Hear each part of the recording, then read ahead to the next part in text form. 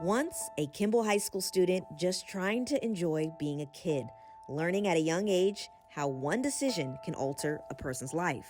My friends were going to the movies and I was like, can I go to the movies with them?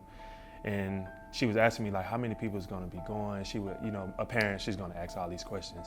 As Cowboys linebacker Buddy Johnson reflects, he's thankful that his mother told him no, wanting him to focus on his new chapter at Texas A&M that would begin the next day.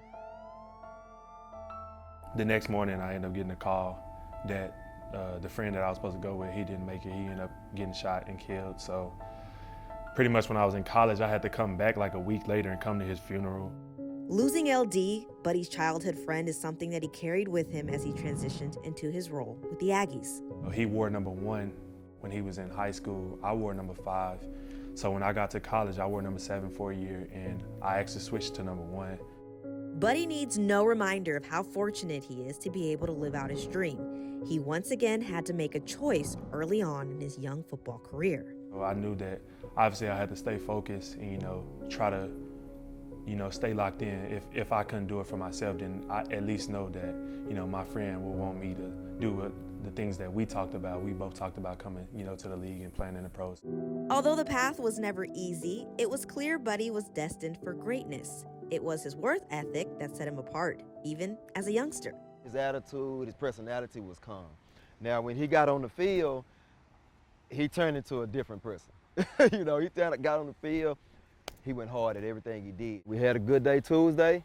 We're looking to have another good day today, okay? Yes, sir! Coach Mike McConico has been coaching youth football for over 20 years. Run hard. The local center's Pop Warner team, the Comments, is where it all started. Being rooted in family, Coach Mike instilled that mindset with Buddy and his 2 older brothers. On Friday nights, I would always have my team bring their bags to practice, and they come to my house Friday nights, and we'll do a sleepover every Friday night. And that would help them bond with each other and get closer to each other.